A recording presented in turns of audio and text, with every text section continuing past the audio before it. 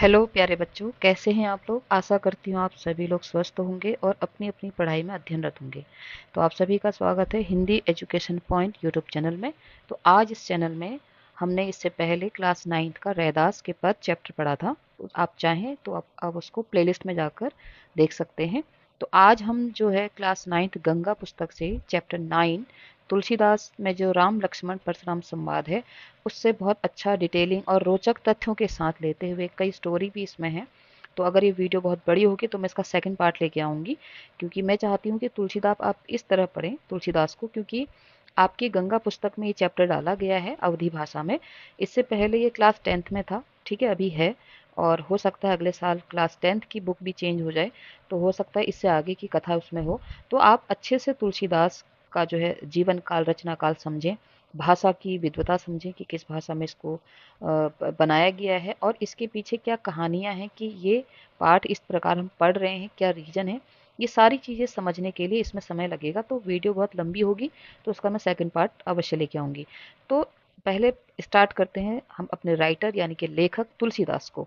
तो तुलसीदास जैसे यहाँ पर लिखा है साफ कि इनका जो जन्म है वो आज के उत्तर प्रदेश में हुआ था, यानी कि जो आज उत्तर प्रदेश के नाम से जाना जाता है, इस समय उत्तर प्रदेश जो जाना जाता है वहाँ इनका जन्म हुआ था। और जीवन काल माना जाता है 16वीं से 17वीं शताब्दी। इससे पहले हमने रैदास पढ़े थे, तो वो 15वीं शताब्दी के थे, ठीक है। और ये हैं 16वीं से 17वीं शताब्दी के बीच के। और इनका जो जन्म माना जाता है 1532 और मृत्यु मानी जाती है 1623। इसके मध्य माना जाता है, ठीक है, 1532 से 1623 के आसपास माना जाता है, क्योंकि उस समय के जो लेखक हुआ करते थे वो अपने जीवन के विषय में अधिकतर नहीं बताते थे। उनका उद्देश्य सिर्फ क्या होता था, लोक कल्याण होता था। इसलिए इनके रचना कर्मों से या इनके जिस समय में इनको देखा गया रचना इनकी मानी जाती है, तो उस आधार पर इनका जो जन्म और मृत्यु या जो जन्म काल माना जाता है वो 1532 से 1623 के मध्य माना जाता है। रामचरितमानस तुलसीदास का एक प्रसिद्ध महाकाव्य है। रामचरित उनकी अनन्य अनन्य मतलब क्या है, जिसके प्रकार कोई दूसरा, राम भक्ति और उनके सृजनात्मक कौशल का मनोरम उदाहरण है। मनोरम मतलब होता है मन को हरने वाला, मनोरम मतलब मन को हरने वाला। उनकी अन्य प्रमुख रचनाएं हैं कवितावली, गीतावली, दोहावली, कृष्ण गीतावली, विनय पत्रिका, हनुमान बाहु। तुलसीदास की रचनाओं में राम मानवीय मर्यादाएं हैं उनको और उनके आदर्शों के प्रति, मतलब यहाँ पर जो राम है वो भगवान नहीं है। यहाँ पर एक आदर्श मानव यहाँ पर दिखाया गया है कि किस प्रकार एक आदर्श मानव के गुण होने चाहिए, और जिनके माध्यम से उन्होंने नीति, स्नेह, शील, विनय, त्याग जैसे मूल्यों को प्रतिष्ठित किया है। मानव प्रकृति, लोक जीवन और जीवन जगत संबंधी गहरी अंतर्दृष्टि उनके काव्य में दिखाई पड़ती है। तुलसीदास संस्कृत के श्रेष्ठ ज्ञाता थे। ज्ञाता माने होता है जानकार। उनका अवधी और ब्रज दोनों ही भाषाओं पर समान अधिकार था। उन्होंने रामचरितमानस की रचना अवधी भाषा में की है। तो आप जिसको पढ़ रहे हैं उसको याद रखें, अपनी बुक में ऊपर से लिख लें यह किस भाषा में लिखा गया है, अवधी भाषा में लिखा गया है। और विनय पत्रिका तथा कवितावली की रचना ब्रज भाषा में की है। काशी में उनका देहावसान अर्थात मृत्यु हुई। तो कुछ रोचक तथ्य हम तुलसीदास जी के विषय में जानते हैं। तो कुछ कहा जाता है, कुछ लोगों कह सकते हैं आप, लोग में प्रचलित कहावतें हैं कि जब इनका जन्म हुआ तो मूल नक्षत्र में इनका जन्म हुआ, इस कारण अशुभ मानकर पिता ने इनका त्याग कर दिया, ठीक है। और माता के निधन के बाद एक दासी ने इनका पालन पोषण किया, और कहते हैं कि 5 साल के बाद वो भी गुजर गई और ये दर दर भटकते रहे। कहीं पर ये मान्यता कही है कि जैसे इन्होंने इनका जन्म हुआ तो ये 32 दांतों से युक्त थे, अर्थात इनके मुंह पर 32 दांत थे। और जो इनके अद्भुत व्यक्तित्व को दर्शाता है, तब भी एक कारण हो सकता है कि इनको इनके पिता ने छोड़ दिया हो। और सबसे बड़ा जो टर्निंग पॉइंट इनके जीवन में आता है, एक सबसे बड़ा बदलाव जो इनके जीवन में आता है, वो इनकी पत्नी रत्नावली के कारण आता है। उसके विषय में भी आपने कहानी पढ़ी होगी कि ये अपनी पत्नी रत्नावली से अधिक प्रेम करते थे। और एक बार उनके पीछे पीछे मायके चले जाते हैं, तो वहां पर रत्नावली ने इनको कहा था, लाज न आई आपको दोरे आयु साथ, अस्थि चर्ममय देह यह तासों ऐसी प्रीति। अर्थात ये कहने का उनका अर्थ था कि इस हाड़ मांस के शरीर से इतना मोह यदि इतना ईश्वर से होता तो पार हो जाते। तो इस बात से उनके हृदय में जो है वैराग्य उत्पन्न हो गया, और उन्होंने अवधि में रामचरितमानस की रचना कर दी, ठीक है। और ये भी कहा जाता है कि हनुमान जी के माध्यम से राम दर्शन हुए। मान्यता है कि तुलसीदास जी को हनुमान जी ने स्वप्न में दर्शन दिए थे, और उन्हीं की कृपा से उन्हें चित्रकूट में भगवान राम और लक्ष्मण के दर्शन हुए थे। और ये भी कहा जाता है कि अकबर ने इनको एक बार कैद कर लिया था, कई कथाओं में कहा जाता है कि अकबर ने इनको कैद कर लिया था, उन्हें बंदी बना लिया था, जेल में ही उन्होंने हनुमान चालीसा की रचना की। जो हनुमान चालीसा आज घर घर में बोली जाती है, पढ़ी जाती है, उस हनुमान चालीसा के रचनाकार भी यही हैं। तो इन्होंने जेल के अंदर हनुमान चालीसा की रचना की और इसके बाद वहाँ अचानक बंदरों का भारी आतंक मच गया, जिसके डर से अकबर को इन्हें रिहा करना पड़ा। तो ये कुछ ऐसी उस समय की कहावतें हैं जो तुलसीदास के जीवन से जुड़ी हुई हैं। ठीक है, अब बात करते हैं जो इन्होंने रचना लिखी है जिसका नाम क्या है, रामचरितमानस। अब यहाँ पर लिखा गया है, देखिए रामचरितमानस के बालकांड से लिया गया है। तो हम पहले समझते हैं कि रामचरितमानस में कितने कांड हैं। देखिए ये अपने आप में एक बहुत अच्छा प्रश्न है कि रामचरितमानस में कितने कांड है। तो आप बच्चों ध्यान रखेंगे कितने कांड हैं, 7 कांड हैं। कितने कांड हैं, 7 कांड हैं। ठीक है, 7 कांड में 7 भाग कह सकते हैं, 7 खंड कह सकते हैं, तो इनको कांड कहा जाता है। सबसे पहला है बालकांड, आप चाहें तो उसको नोट कर सकते हैं। ठीक है, नोट करें इसको, नंबर 1 बालकांड, ये आपके लिए बहुत महत्वपूर्ण है। ठीक है, बालकांड। दूसरा है इसमें अयोध्या कांड, दूसरा है अयोध्या कांड, अपनी अपनी पुस्तक में अवश्य लिखें, बालकांड, अयोध्या कांड। तीसरा है अरण्य कांड, अरण्य का अर्थ होता है जंगल। ठीक है, अरण्य का अर्थ क्या होता है, जंगल, अरण्य कांड। और चौथा है किष्किंधा कांड, किष्किंधा कांड। ठीक है, किष्किंधा लिख दिया, कांड आप पीछे से लिख देंगे। और पांचवा सबसे महत्वपूर्ण, आप सभी जानते हैं, जो बहुत आप लोग धार्मिक रूप में इसका प्रयोग करते हैं, वो है सुंदरकांड, सुंदरकांड। ठीक है, 5 ये हो गए, इनको आप नोट कर लीजिए, बालकांड, अयोध्या कांड, अरण्य कांड, किष्किंधा कांड और सुंदरकांड। उसके बाद बात करते हैं नंबर 6 पे। नंबर 6 पे आता है आपका लंका कांड, लंका कांड। ठीक है, आप लिख लें इसको। और अंतिम और 7वां है उत्तरकांड।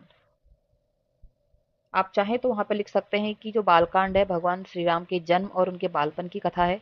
अयोध्या कांड में राम का वनवास और भरत मिलाप है। अरण्य कांड में जो है उनका वनवास का ही है और सीता हरण तक की उसमें घटना है। किष्किंधा कांड में सुग्रीव से मित्रता और बाली का वध है। और सुंदर कांड में हनुमान जी का लंका गमन और लंका दहन है। और उत्तरकांड में, लंका कांड में श्री राम रावण युद्ध और विजय है। और उत्तरकांड में राम का अयोध्या लौटना और राज्यभिषेक है। ठीक है, तो ये तो हो गई एक बेसिक जानकारी जो हमको होनी चाहिए, क्योंकि हम क्या पढ़ रहे हैं, हम रामचरितमानस का एक अंश, एक कांड यहाँ पर पढ़ रहे हैं, उसका भी एक अंश पढ़ रहे हैं। तो आपको ध्यान रहे, जैसे यहाँ पे लिखा है कि प्रस्तुत अंश रामचरितमानस के बाल कांड से लिया गया है। तो आपको ध्यान रहना चाहिए कि बाल कांड अर्थात कितने कांड हैं, 7 कांड हैं, और ये पहला कांड है, बालकांड से लिया गया है। सीता स्वयंवर में श्री राम द्वारा शिव धनुष भंग का समाचार जब मुनि परशुराम को मिलता है तो वे आक्रोशित होकर वहां आते हैं। ठीक है, ये स्टार्टिंग है, इंट्रोडक्शन है, परिचय है पाठ का, कि जो हम आगे चौपाई पढ़ने वाले हैं ये इसकी शुरुआत कहाँ से होती है या क्या कारण था। तो आक्रोशित होकर वहां आते हैं, शिव धनुष को खंडित देखकर वे तीव्र रोष प्रकट करते हैं, रोष माने होता है गुस्सा, और सभा में उपस्थित सभी राजाओं पर क्रोधित होते हैं। यहाँ तुलसीदास ने परशुराम के रोषपूर्ण और तेजस्वी रूप का वर्णन किया है। प्रस्तुत अंश में सभा में उपस्थित राजाओं के भय, विश्वामित्र और जनक की सभा में उपस्थिति, जनक द्वारा सीता स्वयंवर के बारे में बताना और विश्वामित्र द्वारा राम लक्ष्मण का परशुराम से परिचय एवं सम्मान पूर्वक अभिवादन के बाद कथा आगे बढ़ती है। अब देखिए इसमें आज जो क्लास 10th वाले पढ़ रहे हैं, जिनका जो स्टार्टिंग चौपाई है वह है नाथ संबुधनु भंजनिहारा होई के एक दास तुम्हारा, वो आपका क्लास 9th का इसमें अंतिम चौपाई है। देखिए, ठीक है, मैं आपको दिखा देती हूँ, ये वाला जो है नाथ संबुधनु भंजनिहारा, यहाँ से क्लास 10th का जो है 3 चौपाई स्टार्ट है, यानी कि पहला उनका ये है और ये क्लास 9th का अंतिम है। तो यानी कि इससे पहले की कथा हम यहाँ पर देख रहे हैं, यानी कि कब, जब आप सभी जानते हैं कि लक्ष्मण और राम, यानी कि राम और लक्ष्मण जो थे वो विश्वामित्र के साथ वन में थे, वहाँ शिक्षा प्राप्त कर रहे थे, वहाँ उनको निमंत्रण गया था, धनुष ये जो धनुष स्वयंवर रखा गया था वहाँ पर। ठीक है, वहाँ पर जो सीता माता का स्वयंवर रखा गया था, तो वहाँ पर इनको निमंत्रण देके बुलाया गया था। तो वहाँ पर क्या होता है, पहले तो लक्ष्मण और राम वहाँ पर बैठे हैं और हर किसी के द्वारा वहाँ पर धनुष तोड़ा नहीं जाता है, कई जगह जगह के राजा आए रहते हैं, रावण भी वहाँ पर आए रहते हैं, और रावण चाहते तो उसको भंग कर सकते थे, लेकिन इतने में ही एक आकाशवाणी होती है, जो आकाशवाणी कहती है कि हे रावण, तुम्हारी बहन कुंभियति को एक राक्षस उड़ा के ले जा रहा है। तो वो अपनी बहन की रक्षा करने के लिए वहां से चले जाते हैं, और कहते हैं सीता मैं तुम्हें लंका के दर्शन अवश्य कराऊंगा। ये कुछ कथाएं आपको मिलती हैं, बड़ी रोचक कथाएं हैं। समय का अभाव नहीं तो मैं आपको इसके बीच की और रोचक कथाएं बताती कि धनुष कहाँ से आया, परशुराम कौन थे, ठीक है, या विश्वामित्र के पास और वो सीता माता ने यही, सीता माता के लिए यही धनुष भंग करने वाला ही शर्त वाला स्वयंवर क्यों रखा गया, इसके पीछे बहुत सारी कहानियां। अगर आप चाहते हैं तो आप कमेंट बॉक्स में लिंक कर दें, मैं उसकी एक अलग से वीडियो बना दूंगी, तुलसीदास के रोचक तथ्य या रामचरितमानस के रोचक तथ्य, स्टोरी ऐसे कुछ, ठीक है। अभी समय कम है, हम डायरेक्ट चैप्टर में आते। तो हमको इतना पता है कि ये बात कब की है, जब धनुष भंग हो चुका है। आपने पुरानी जो पौराणिक जो सीरियल देखे होंगे आप, चाहे रामायण करें चाहे महाभारत देखें, तो जब कोई ऐसा दिव्य चीज जो होती थी अगर वो भंग हो जाए या कुछ वहां पर बाधा उत्पन्न हो जाए, तो पूरे ब्रह्मांड में चहल पहल ऐसा कुछ दिखाई देता था, है ना, कि सागरों में लहरें बढ़ रही हैं और धरती हिल रही है। तो इसी प्रकार जैसे ही धनुष भंग हुआ, ठीक है, जैसे ही धनुष भंग हुआ तो वैसे ही परशुराम को पता चल गया और वो गुस्से से वहां सभा में पहुंचते हैं। अब आपको पता है सभा में कौन बैठे हैं, सारे राजा बैठे हैं, दृश्य आप देख सकते हैं, ठीक है, यहाँ पर आपकी बुक में भी दिया गया है। तो सब बीच में ये जनक बैठे हैं और ये जो आपको दिख रहे हैं मुनि वेशधारी, ये परशुराम है और आगे राम और लक्ष्मण हैं। तो अब वर्ड टू वर्ड हम इसका मीनिंग समझेंगे। आप सभी लोग पेंसिल पकड़ कर एक एक शब्द का मीनिंग यहाँ पे नोट करेंगे, क्योंकि ये चैप्टर बहुत अपने आप में महत्वपूर्ण है। अगर ये छूटा या गलत हुआ तो सही नहीं है, और वैसे भी आपको इतना जानकारी होनी चाहिए, ठीक है।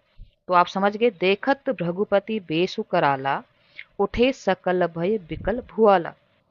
अब ये जो है यहाँ पर तुलसीदास जी वर्णन कर रहे हैं कि जब परशुराम जी क्रोधित रूप धारण करके राजा जनक की सभा में पहुंचे तो उनके भयानक स्वरूप को देखकर वहां उपस्थित सभी राजा अत्यंत भयभीत हो गए।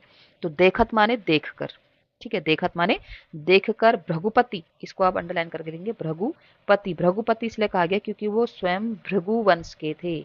परशुराम किस वंश के थे, भृगु वंश के थे, अर्थात भृगुपति अर्थात परशुराम। बेशु माने है वेश पहनावा, ठीक है। कराला, कराला माने भयंकर, ठीक है, कराला माने भयंकर। मैं आपको हर शब्द का अर्थ बता रही हूँ, आप उसको नोट करेंगे। देखत भृगुपति बेसु कराला, देखकर परशुराम का वेश कराला माने भयंकर रूप देखकर, उठे सकल भय विकल भुआला, उठे माने उठकर, सकल माने संपूर्ण, और भय माने डर से, विकल माने व्याकुल, भुआला माने भूप यानी कि राजा, ठीक है। भुआला माने क्या है, राजा, अर्थात पहली पंक्ति का अर्थ समझ गए आप। क्या है इसका अर्थ कि परशुराम का भयंकर रूप देखकर सभी राजा डर के मारे उठ गए, ठीक है। पितु समेत कही कही निज नाम, निज माने अपना, निज माने अपना, अपना अपना नाम, पितु समेत, अपने भाई जब कोई परिचय देता है अपना तो अपने पिता के नाम से अपना नाम जोड़ के देता है। अगर आपसे कोई कहेगा आप कौन है तो आप कहेंगे मैं फलाना का पुत्र हूँ, फलानी की पुत्री हूँ, ठीक है ना। तो आपका जो परिचय वो आपके माता पिता के नाम से होता है।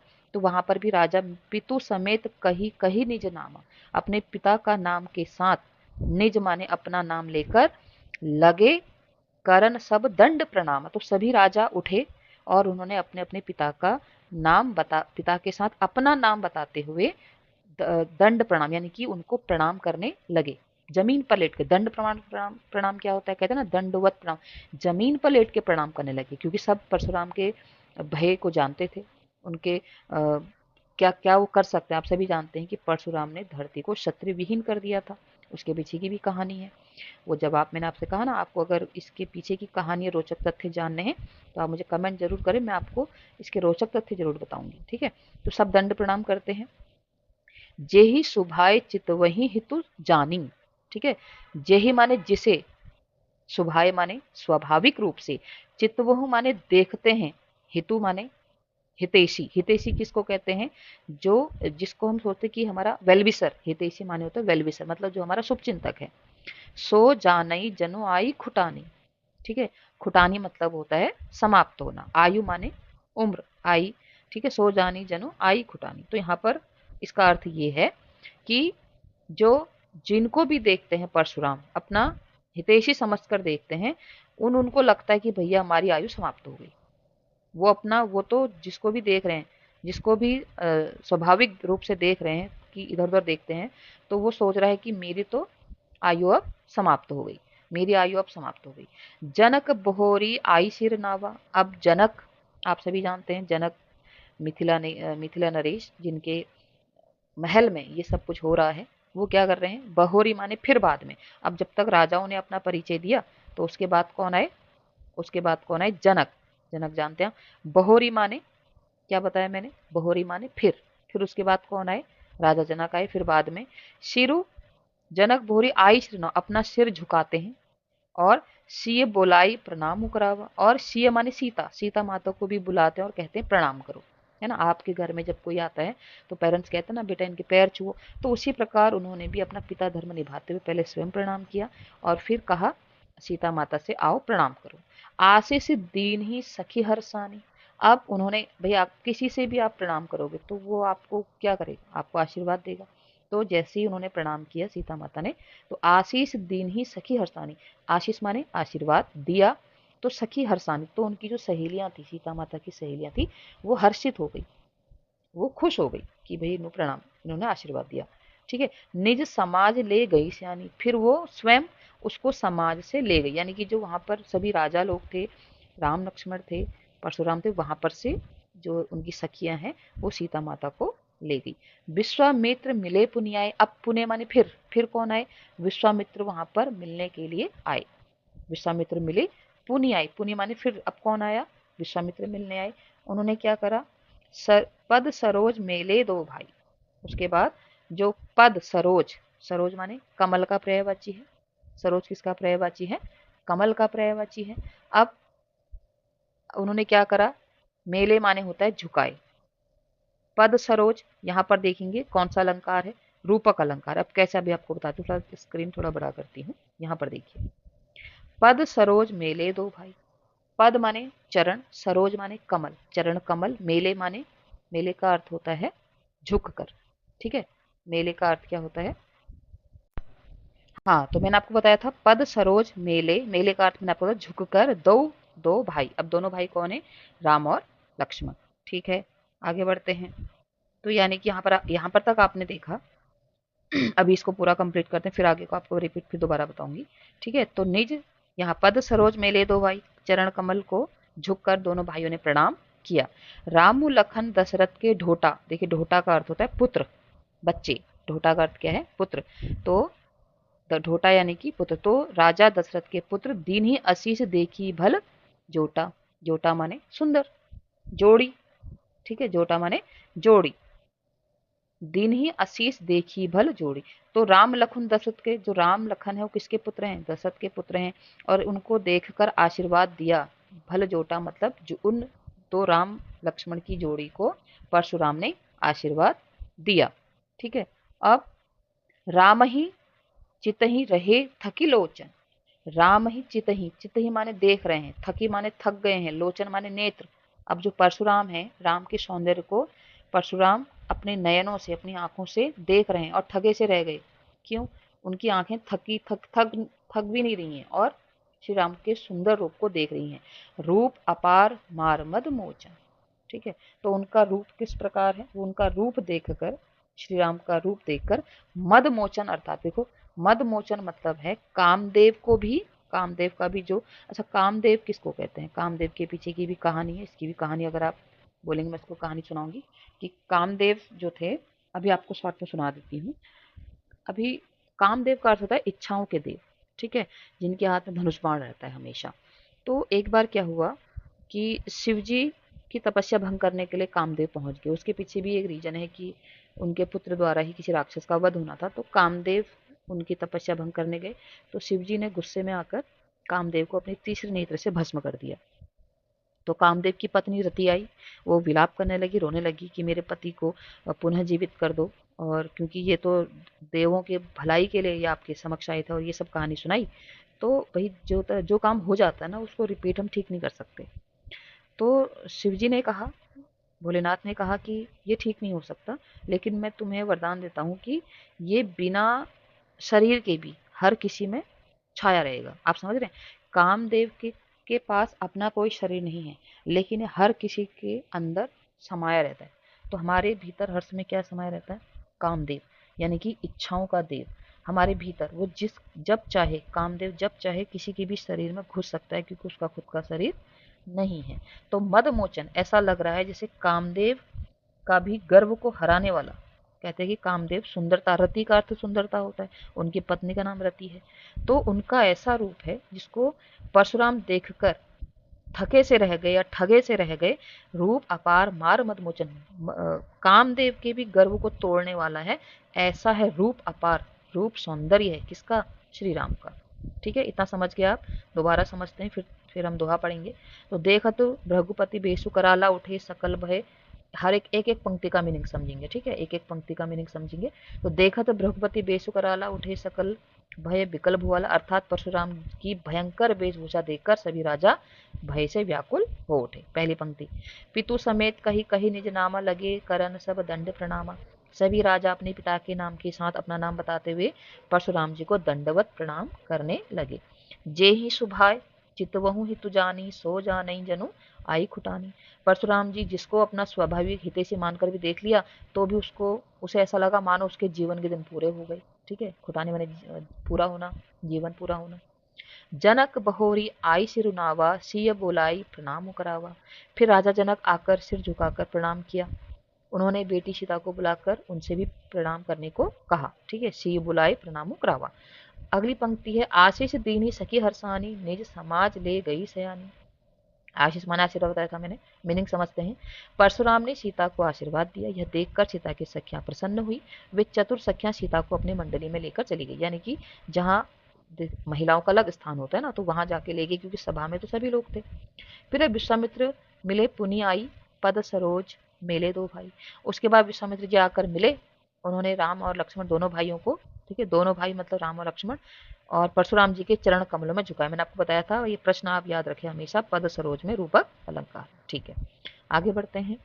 उसके बाद है मिले दो भाई, राम लखनऊ दशरथ के ढोटा। ढोटा मैंने आपको बताया था मीनिंग पुत्र है। दीन ही आशीष देखी भल जोटा, जोटा माने जोड़ी। तो राम परशुराम ने जाना कि ये दोनों राजा दशरथ के पुत्र हैं, परिचय दिया विश्वामित्र ने। उन्होंने इस सुंदर जोड़ी को देखकर उन्हें आशीर्वाद दिया। राम ही चितहि रहे थके लोचन, रूप अपार मारमद मोचन। तो राम के सौंदर्य को देखकर परशुराम के नयन ठगे रह गए। लोचन माने नेत्र या नयन या चक्षु। ठीक है, राम का रूप स्वयं कामदेव के रूप को भी मदमस्त करने वाला या उसको भी परास्त करने वाला था। तो हमने कामदेव की कहानी भी यहाँ पे छोटी सी सुनी। ठीक है, अगला है बहुरी बिलो की। अब हम आते हैं दोहे में, इसको ध्यान रखेंगे। बहुरी बिलो की विदेह सन, कहूँ कहा अति भीर, पूछत जानी अजान जिमी, व्यापो कोपु शरीर। अब इसका मीनिंग समझते हैं पहले। कोपु माने होता है क्रोध। ठीक है, कोपु माने क्रोध, शरीर माने शरीर, व्यापु माने व्याप्त हो गया। ठीक है, जिमी माने जैसे। ठीक है, जिमी माने जैसे, अजान माने अनजान, जानी माने जानकर, पूछत माने पूछ के, बहुरी माने फिर से या बहुत से लोग। बहुरी बिलो की, बहुत बार, बिलो की देख कर, विदेह सन कहूँ। अब बहुत बार देख कर, विदेह माने राजा जनक, सन कहूँ कहा अति भीड़, बड़े डरते डरते भीड़ में, जानी जानकर अनजान बन गए। अब क्या है इसका मीनिंग? इसके बाद सब कुछ जानते हुए परशुराम जी अनजान बनने का अभिनय करते लगे। अब सब कुछ पता है वहां पर क्या क्या हुआ था, धनुष भंग हुआ था। तो ये सब जानकर बहुरी बिलो की विदेह सन, सब वहां पे राजा जनक को भी वो देख रहे हैं। उसके बाद भी फिर राजा जनक की ओर देखकर पूछा, बहुरी फिर। अब मीनिंग समझते हैं, देखिए फिर से। बहुरी फिर से देख कर, विदेह माने राजा जनक को, सन कहूं कहा अति भीर। परशुराम ने कहा राजा जनक की ओर देख कर, बिलो की माने देख कर, विदेह माने राजा जनक, कहा, क्या कहा? काहा अति भीड़। यहाँ कहा माने क्यों है इतनी भीड़, भाई यहाँ इतनी भीड़ क्यों है, जबकि उनको सब पता है। पूछत जानी अजान जिमी, व्यापो को शरीर। उन्होंने जानते हुए भी पूछत, जानी जानते हुए, अजान क्या बन रहे हैं, अनजान बन रहे हैं। जिमी माने उनके क्रोध, उनके शरीर में क्या व्याप्त हो गया, सब कुछ। व्यापी माने व्याप्त हो गया, कोप माने क्रोध शरीर में। सब कुछ जानते हुए भी यहाँ इतनी भीड़ क्यों, वो सब कुछ जानते हैं, उसके बाद भी उनका जो शरीर है वो क्रोध से भर उठा। और वो सिर्फ उनके मुंह से सुनना चाहते थे कि धनुष भंग हुआ है, किसने किया है, क्या किया, वो सब कुछ पता था। ठीक है, तो पहले पद का अर्थ आप समझ गए होंगे। एक बार मैं आपको और शॉर्ट में समझा देती हूँ। प्रस्तुत काव्यांश जो है, हमने तुलसीदास का परिचय भी यहाँ पर पढ़ा। वो वर्णन करते हैं, बालकांड से लिया गया है कि जब परशुराम जी क्रोधित रूप में धारण करके, यहाँ पर फिर से फोकस करेंगे, क्रोधित रूप धारण करके राजा जनक की सभा में पहुंचे तो उनके भयानक स्वरूप को देखकर वहां उपस्थित सभी राजा अत्यंत भयभीत हो गए। वे अपने अपने पिता सहित आगे बढ़कर उनका नाम लेकर दंडवत प्रणाम करने लगे। देखिए सेकंड लाइन देखते रहिए, आप लाइन का मीनिंग देखते रहना, ठीक है। दंडवत प्रणाम करने लगे। परशुराम जी जिस व्यक्ति को अपने स्वभाव के अनुसार हितकारी समझते थे वही उनसे निडर होकर मिल पाता, अन्य लोग उनके रौद्र रूप से भयभीत हो जाते, यानी कि वही जिनको देखते वो सोचते भैया मेरी आयु तो पूरी हो गई। इसके बाद राजा जनक पुनः आगे गए, उन्होंने परशुराम जी को प्रणाम किया, सीता जी को बुलाकर उनसे भी प्रणाम करवाया। परशुराम जी ने सीता को आशीर्वाद दिया। सीता की सखियां ये देखकर अत्यंत प्रसन्न हुई और अपने साथ वापस ले गई। परशुराम जी विश्वामित्र से मिलने के लिए आगे बढ़े। श्री राम और लक्ष्मण दोनों भाइयों ने भी उनके चरण कमलों का स्पर्श करके प्रणाम किया। परशुराम जी ने यह देखकर प्रसन्न होकर उन्हें आशीर्वाद दिया, उनके सुंदर रूप की प्रशंसा की। परशुराम जी श्री राम के अनुपम रूप को देखते ही रह जाते हैं। उनका यह स्वरूप कामदेव को भी नष्ट करने वाला था, इतना सुंदर थे। इसके बाद सब कुछ जानते हुए भी, ये वाली पंक्तियां हैं जो, सब कुछ जानते हुए परशुराम जी अनजान बनने का अभिनय करते हैं और राजा जनक से पूछते हैं बताइए यहाँ इतनी अधिक भीड़ क्यों है। वास्तव में जबकि शिव धनुष टूटने के कारण उनको पता था शिव धनुष टूट चुका है, उसके कारण उनके शरीर में क्या व्याप्त था, कोप शरीर, गुस्सा, कोप माने क्रोध व्याप्त था। ठीक है, अगर ये ज़्यादा बड़ी हो रही, 25 मिनट की वीडियो हो चुकी है, तो इसके बाद के जो 2 पैराग्राफ हैं उनमें शायद कम समय लगे क्योंकि अभी हमने तुलसीदास का इंट्रोडक्शन देखा।